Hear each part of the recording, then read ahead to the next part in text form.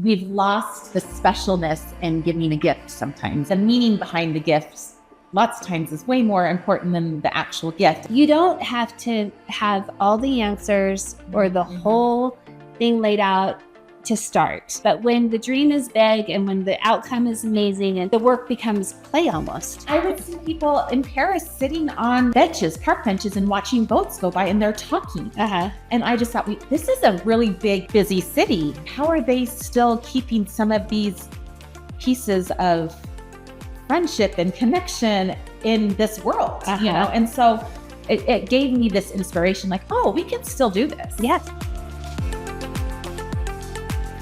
Welcome to the Pretty Sister podcast. I'm your host, Callie Stoyer, and I'm so happy you're here. This is a place of friendship, sisterhood, joy, all good things, all fun things, and I'm happy and thrilled you're here today.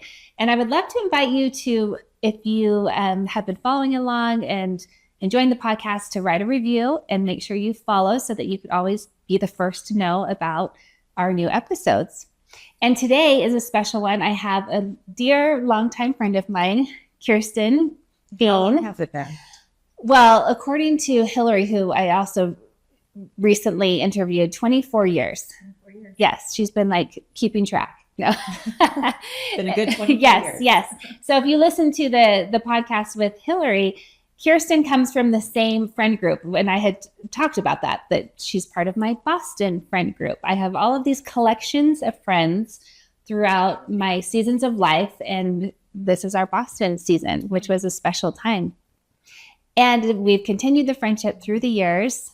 Back in the day, you had no kids. You now have 3 beautiful daughters and have moved all over, but now you're in Utah as well, which makes it really nice so we can see each other more often. Sure.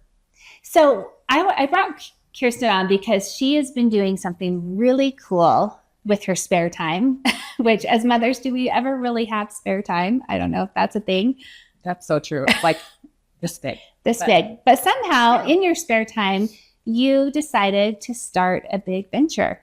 Will you tell us about that? Sure. So it was always just this thing in the back of my mind that I thought, you know what? I would love to have a space where people can come together and create, not even specifically like paint or sew, or it was just a space that would invite people to gather and to create. And part of it came from when I was growing up. I was more of the creative type. There, I didn't belong to a volleyball team or a dance company or whatever. And I always felt a little on the outs because of it, because it felt like, people would say, "What do you do?" And I loved to create. I loved to sew and these other, one-off types of things. And I just always wish I had a community around creativity. And especially as we all have kids who are in those years of high school, and they you want to belong somewhere. Mm-hmm. And so I just, in my mind, I thought, I would have years ago loved a place where I could go and be with friends and still create, paint, sew, knit, whatever, and make jewelry. And I have 3 daughters. And so I said, there was this lull in my life where there was a few life changes. And I just thought, you know what? I've always thought maybe I would do this. And it just kind of happened. So that's how Faire was started. And that's the name of it. It's Faire. And it's the coolest, neatest place where these classes happen. And I want to talk more about it. But before we do, I want to point out a couple things that you said that I think are poignant. First of all, anyone who's in the throes of mothering, you may think that you are never going to come up for air and there's never going to be time. And there is seasons and pockets of time in life where you do put things on the shelf. You put some, where your attention is completely needed. And I think that's when they're really young. There's a season of time where it just feels like it's hard to do anything else but just get up and get done all the things that need to be done in the day for your children. But I say to you, don't stop dreaming. Maybe you are putting some things on the shelf for a minute, but hold on to them, because you will come up for air and you will have time, or you'll find time. And even sometimes you can find time in the busy moments, but you can you can find and carve out time to fulfill some of your biggest dreams, which is what you're doing. And that's why I wanted to share you in this conversation with everyone, is I'm so proud of you for doing this. So you've started Faire, and I would love for you to describe a little bit more about what happens there, because I think it's really creative how you've set this up. As an entrepreneur myself, who've started several businesses in the past, I really feel like what you've done is very neat and very creative. So I think it's amazing. But also, so if you'll speak to that, and then I'll ask the next question. Okay. So just tell us a little bit more how you've taken this space and what you're doing with it. The place where Faire is now, it actually was the cutest general store. It was this cute man who owned the store, and he curated things from Europe and would bring them and sell them. And so I love just to go there to shop, but like even just going into this place, it just felt transformative into like another place in time almost. And my family and I spent a summer in France, and we had the best time just unplugging, stepping away from everything, and just enjoying the small beauties around us.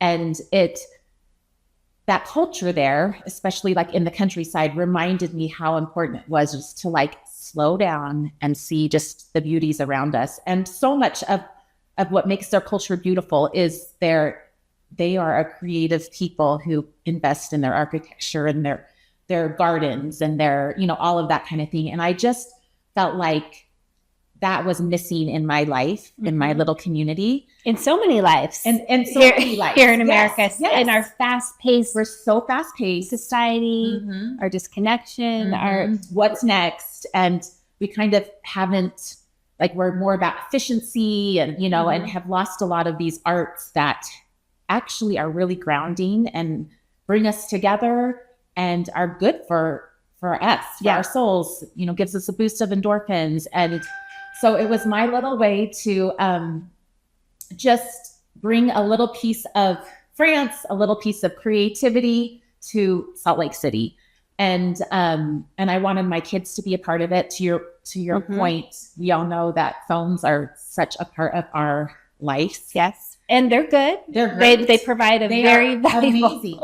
But in these little pockets of these friend pockets, so I just had witnessed so many of their gatherings would revolve around just looking on their phones. And I just thought how awesome it would be to have a place for these kids to come and have a project to be working on while they're talking and hanging out and having fun. Obviously I love good girlfriends. I love hanging out. I love having fun. And, but I love to create too. So I was just like, let's just put that together. I love that you saw a problem and a need in your own family. And then you had the courage to say, okay, I've got a solution and I'm going to make this happen. Because oftentimes those ideas and those dreams that we have just stay as ideas and dreams, but to actually get it into, to cultivate that to something that really takes shape and form in the form of a business. Yeah. Takes a lot of courage. It does take courage. It was terrifying for sure at points. And it doesn't happen overnight either. Like I said, it was just like, it was this kind of little thought in the back of my mind. I never thought this was my dream to do this, but it was just like, I would have loved it if if I had that. I wonder if I'll ever, and then it just stuck there, and life happened that just a few things opened up that it just became really clear, like this is the time to do it. And everything was kind of falling in place. Yeah. Well, I think those nudges, those little pings of inspiration, it can be easy to say, oh, it wasn't a big deal. It was just something small. But I think those are everything. Yeah. And we just have to learn to pay attention and to act on them. And the more we will notice and recognize that little bit of inspiration that comes to us and then act on it, the better we get at recognizing it and having it more and cultivating that muscle, really. Yeah. Because that did change the trajectory of what you're doing and how you spend your time and what you're cultivating in the community and for your own kids, right? I mean, that small, tiny little thought, that small decision ends up being a huge blessing for your life and for the community. Yeah. Yeah. It was small, and it started out as I saw a for lease sign on this store window. I actually went to go buy a gift there, and it was closed down. And I was so bummed. So I was like, oh, I love this place. It's closed. And it just was like, right, this place actually could be perfect. It's in a neighborhood. It has the right feel. It's cozy, you know, all of these things. And then I was like, I'm just going to call. I'm just going to call and see how much it would cost to rent the space out.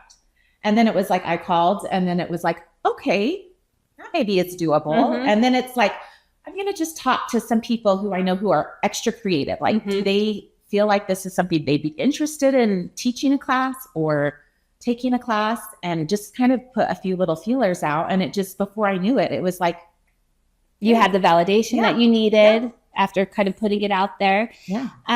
So tell everyone really quick again what happens, because at Faire, the way that you found instructors to teach, but then it's also like a community event center that people can rent and come to. Right. Yeah.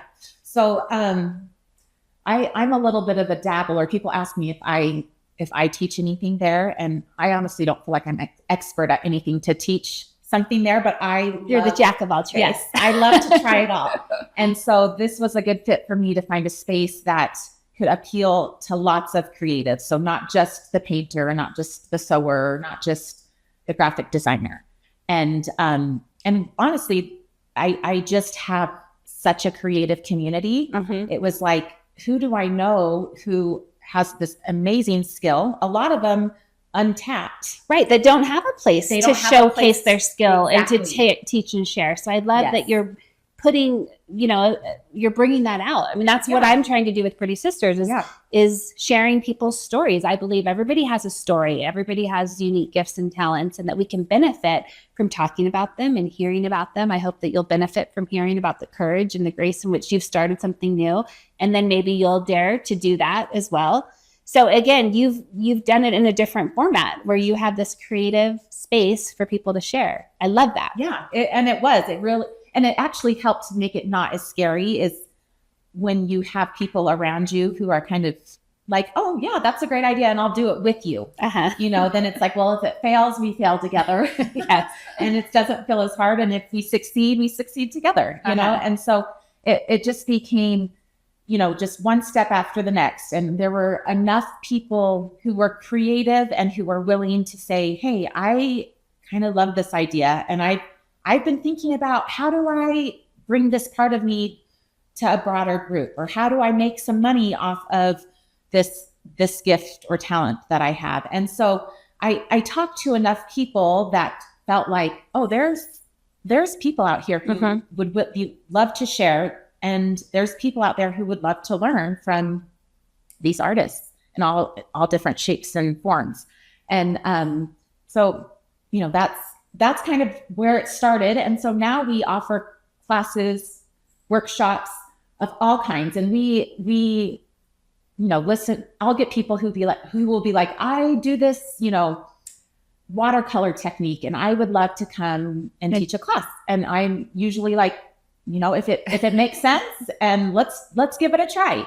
And what an opportunity to create in so many ways and collaborate with so many different people. And so we've tried oil painting, and people love our oil painting classes. And so we'll do them like usually once a month. And we have this great community of crocheters now. A lot of them are teenagers and girls who walk from school and come and have this great community of little creators. And it's actually so endearing, because I'll walk in and they're girls from all different pockets, neighborhoods, and interests, but they're around a table and chatting. Yes, while they're using their while hands, they're crocheting and making just the cutest things. And it just is like such a validation for me when I see stuff like that happening, because it's like this fulfilling your purpose. Yes, this is what I had always hoped for. And I'm seeing friendships being made. I've seen new skills being developed, and we have that in all different areas, not just obviously crocheting. And then that has just been.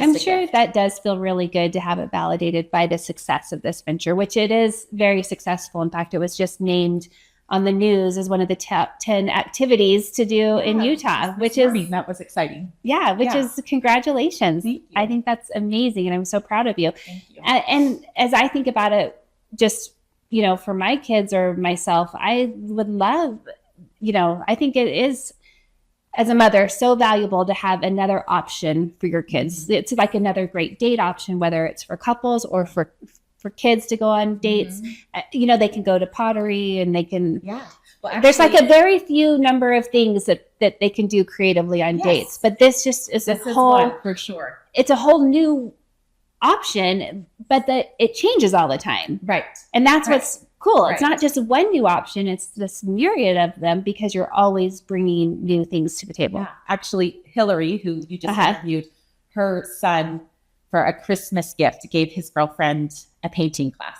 Aww. And they came and painted together on a Friday night. And he sent a picture to his mom and was like, Mom, that was like the most fun thing. And I'm like, yes, but it's different. Yeah. It's something different.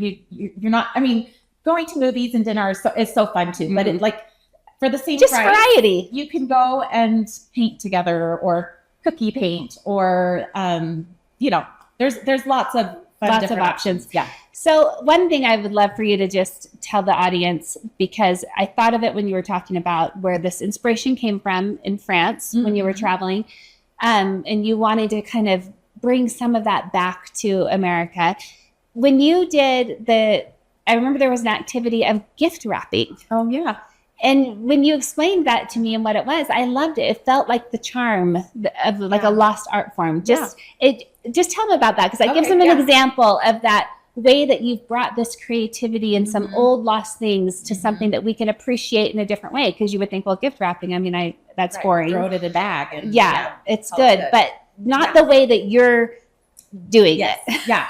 The idea, was that we've lost the specialness in giving a gift sometimes. The meaning behind the gifts lots of times is way more important than the actual gift. And when you present a gift to a friend or a family member and it's wrapped in beautiful paper and has like a thought out little embellishment or whatever, it makes it feel special. And not only that, if you are a creative type, it's so fun to like mix and match the patterns. And, there's just something creative about actually wrapping it.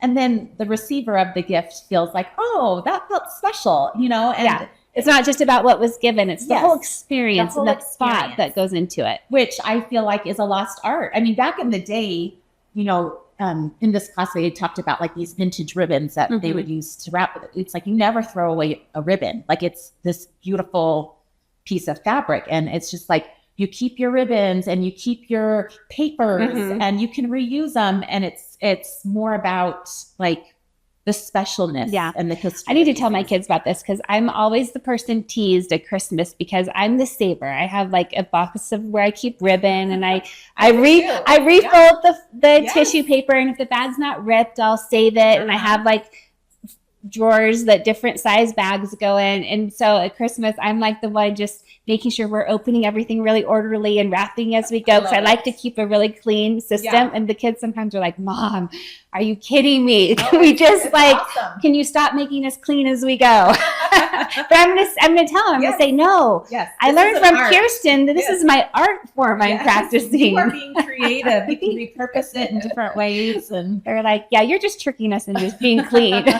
you that too. That's great. So going back to this summer you spent over in Europe, I know you did that once and you fell in love with it. And it was kind of if I remember correctly, you did it because you needed to as a family. You felt like overworked. Your husband was like, it was almost like an intervention. Yeah.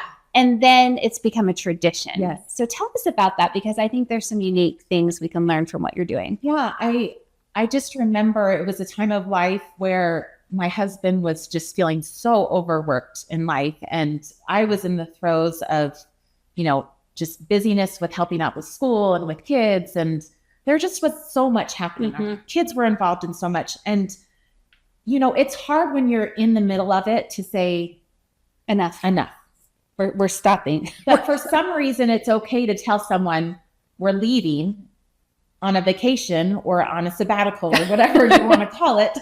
And you can just let those things go. Yeah, because everything we think, all those plates spinning in the air that we think are going to crash if we leave, actually do somehow figure themselves Yes. out. Yeah. And so we really can choose what we want to do and how we want to spend our time if we can listen to ourselves. Yeah. So it gave us a good break to be like, we're gone for this month, you know, disconnect from a lot of work stuff and home stuff.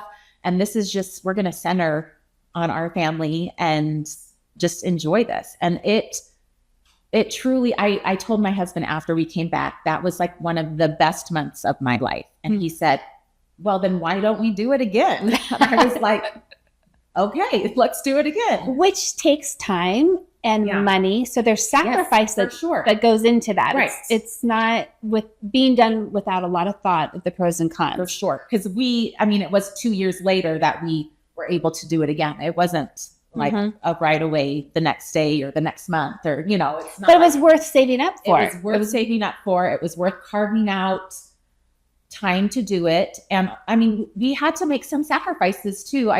My daughter was in dance and she missed her high school dance camp for that week. And, you know, there was worries like she might get docked and not be in the front performing or, you know, like things that sometimes we get very caught up with. Oh, when you're at that age, those things are everything. And it's hard because as a mother, you want to say, well, this isn't going to matter later, but not to them in the moment. So you have to really be convincing or have a pretty big case to get everyone on the same page to make those sacrifices. And everyone's going to have come out differently on how they want to approach that. But for us in our stage of life and the circumstances, it was, you know what, we can table that. It's not going to be the end of the world. You might not be in the front row. But you were willing to, like the consequences, we are willing to accept. Yeah, because this to our family felt more important than, you know, getting center stage. So those were some big choices, some big sacrifices. If you could distill it into 3 or a couple of the greatest blessings and gifts that came to you that make it something that now you're trying to recreate as many summers as you can. Yeah. What are those? I think this idea of slowing down, but in a way that felt enticing. Sometimes, you know, it feels good to stay busy but this was a different kind of slow down. It was like a slow yourself down, but not you're sitting on the couch and are bored. And, you know, it was just to enjoy the little things that are just in front of us. And I think I will forever in my mind have that seared of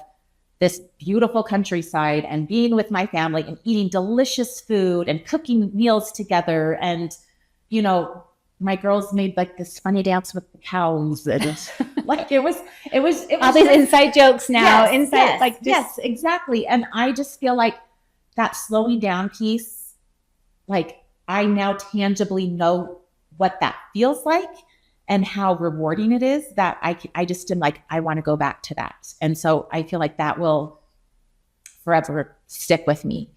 What about your girls? Do they now? I should ask them that. I mean, I'm sure, they loved the trip as much as Are they more willing to make the sacrifices to go now that you've done it a few times? No, I think there's they know the trade-offs. Tradition around this idea of going to a fun, different place. And it doesn't need to be Europe. It can be like going to one of the national parks and RVing to a national park and exploring, you know, a new area. But for sure, it has become part of our family tradition.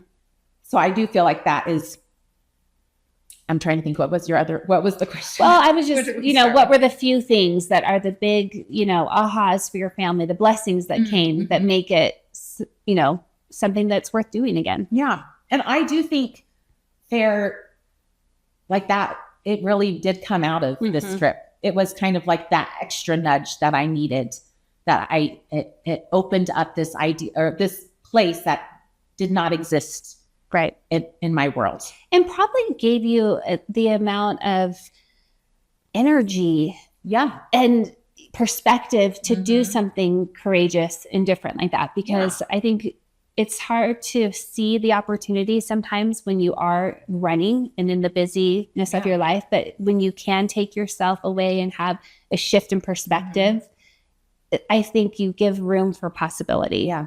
And more room for the growth of belief that Yeah. you can do something like that. I agree. So that you could come back and then be in the position to say, see that building and realize, I could do that, because you're rested and you're in a place of creation from having nurtured yourself and your family, and I think had your needs met. Yeah, exactly that. There was room for that. There's room for that.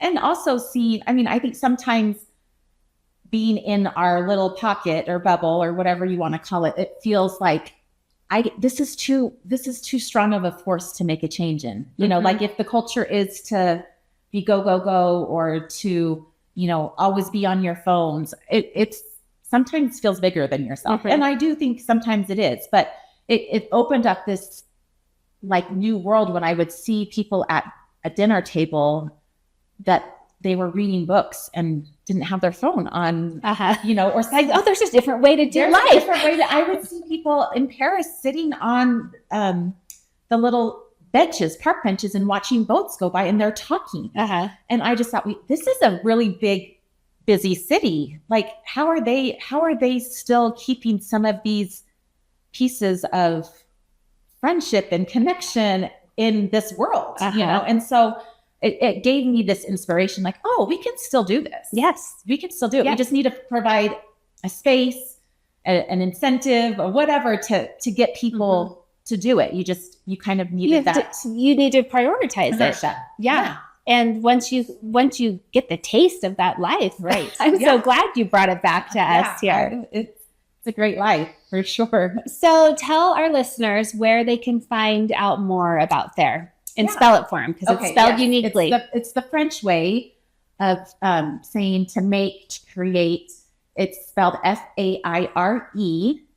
And our tagline is gather and create. And we really only have an Instagram. I haven't even gotten to making a website yet. See, that's how raw and new this is. But we have a web or Instagram account. It's at Faire, FAIRE.SLC.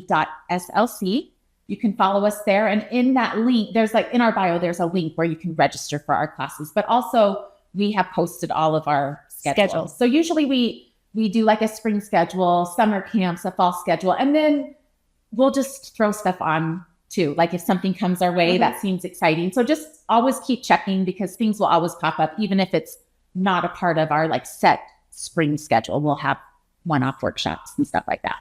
I think what you just said, there's a lot that we could do a whole other half hour, but we're not going to unpacking that. But I'll just point a couple things out. You don't have to have all the answers or the whole thing laid out to start. Yeah, absolutely. Her business is wildly successful. Like I said, it's been on the news today, and you just followed that inspiration and you began, and you're having success doing that.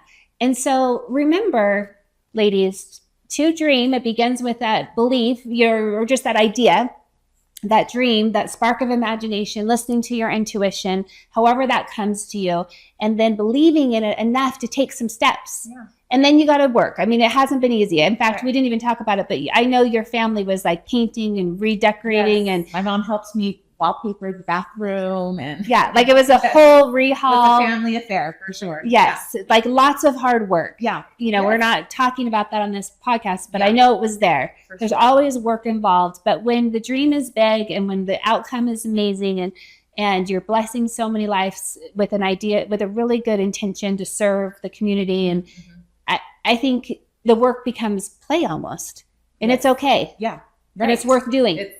I love doing it. That's why I do it. Yeah. So I hope that this has inspired you. It's inspired me. I love hearing about it. The best. She's the best. No, I think it's amazing. And I always choose to surround myself with people that I think are just better than me, doing greater things than me, that inspire me. And in doing so, I'm inspired and I'm uplifted. And when we come together and have these conversations that I'm sharing with you, because I want you to feel that too. I want you to be inspired, and I want you to feel the permission to dream and to create your dreams too in such a beautiful way. So thank you for modeling that for us and for our listeners. Thanks for having me. This has been fun and stretching too. This is not my go-to place to be on camera.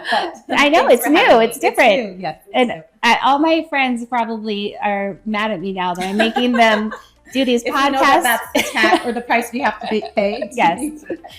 Yes. I'll do it every day. You have to do a podcast. You have to be on camera. You have to be vulnerable, but it's going to be fun. It will. It always will be fun.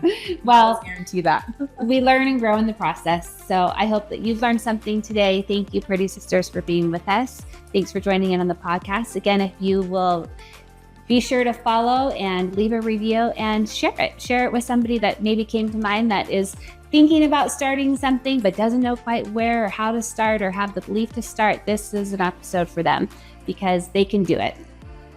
Thanks, Kelly. Thank you, and stay pretty, and we'll see you next week.